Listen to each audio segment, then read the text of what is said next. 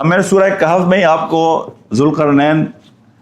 کا واقعہ سنا ہے، لیکن آپ دیکھیں جب قرآن یہ بات کہتا ہے وہ اس جگہ پہنچے، زمین کے اس حصے میں پہنچے کہ جہاں کہ رہنے والوں کے درمیان اور سورج کے درمیان کوئی سطر نہیں تھا، یعنی کوئی لیئر نہیں تھی، کوئی بیریئر نہیں تھا۔ اب قرآن یہاں بڑی ڈیپ بات کر رہا ہے، یعنی ہمارے یہاں کچھ اسکالر اس بات کو ڈسکس کرتے ہیں کہ ذوالقرنین کا واقعہ اس زمین کا واقعہ نہیں ہے، اس لیے کہ اللہ اپنے نبیوں کو اس زمین پر رہتے ہوئے جو اور باقی ڈائمینشنز ہیں اس کائنات کی ان کا مشاہدہ کراتا ہے۔ نبی کریم صلی اللہ علیہ وسلم مسجد نبوی میں ہیں، آپ نماز پڑھا رہے ہیں، آپ کوئی چیز پکڑنے کی کوشش کر رہے ہیں، صحابہ نے پوچھا کہ اللہ کے رسول، آپ اللہ کے رسول نے کہا کہ مجھے جنت کے انگور دکھائے گئے تھے جن انگوروں کو میں پکڑنے کی کوشش کر رہا تھا۔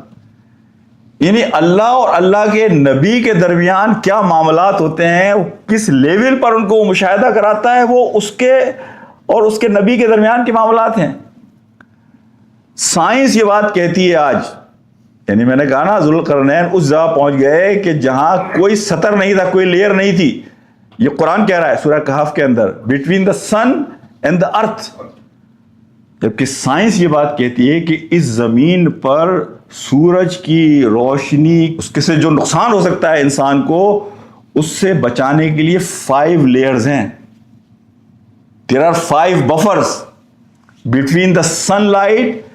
and earth to protect us۔ تو یہاں قرآن جب یہ بات کہہ رہا ہے، ہو سکتا ہے کسی کے سمجھے کہ بھائی یہ تو کیسے قرآن بات کر رہا ہے، یاجوج اور ماجوج کا واقعہ ہے۔ آج سائنس زمین کے چپے چپے سے واقف ہے، یہ کہاں دیوار بنائی تھی ذوالقرنین نے یاجوج ماجوج کے لیے؟ قرآن کہہ رہا ہے کہ جب قیامت آئے گی تو وہ جوک در جوک نکل کر آئیں گے۔ یہ کون سی مخلوق ہے بھائی جس کی بات ہو رہی ہے، اور وہ مخلوق کہاں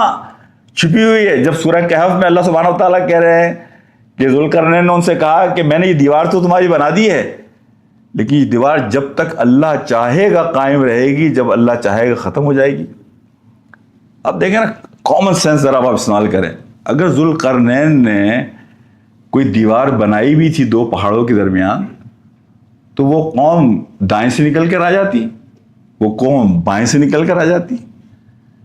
اور وہ قوم ہے کہاں؟ یعنی لوگ کہتے ہیں وہ سینٹرل ایشیا اور وہ جو ہے وہ چنگیز خان کا زمانہ اور وہ ازبکستان کا علاقہ۔ بھائی یہ تو بڑی اسپیسیفک بات ہو رہی ہے، نہ وہ دیوار ہمیں نظر آ رہی ہے، یعنی کوئی کہتا ہے یہ دیوار چائنا کی بات نہیں ہو رہی ہے، لیکن دیوار چائنا کو تو آپ پھلان سکتے ہیں بڑے آرام سے۔ آپ میں سے جو چائنا گئے ہیں انہوں نے خود مشاہدہ کیا ہوگا، دیوار چین کو تو پھلاننا کوئی مشکل کام نہیں ہے۔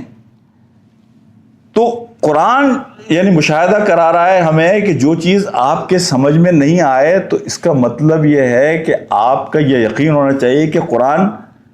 کی جو بات ہے وہ حق ہے۔ آج میرے سمجھ میں نہیں آ رہی، کل میرے سمجھ میں آ جائے گی۔ اب جیسے ذوالقرنین کا میں نے سورج کے اس زمانے میں اگر کوئی بحث کرتا، لیکن آج ہمیں پتہ ہے کہ یہ یعنی کچھ لوگوں کا خیال یہ پورا واقعہ وہ زمین کا ہے ہی نہیں،